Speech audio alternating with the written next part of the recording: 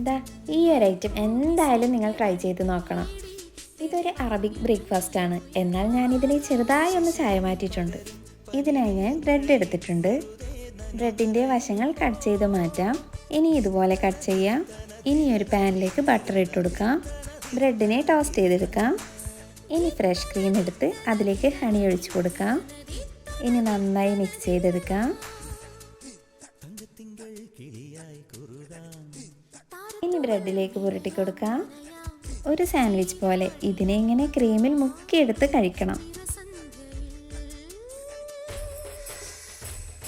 ഇനി ഒരു ടോസ്റ്റ് ചെയ്യാത്ത ബ്രെഡും കൂടി ഒന്ന് ട്രൈ ചെയ്ത് നോക്കാം. ഇനി ബ്രെഡിനെ ക്രീമിലേക്ക് മുക്കിയെടുത്ത് കഴിച്ചാലുണ്ടല്ലോ, ഒന്നും പറയാനില്ല.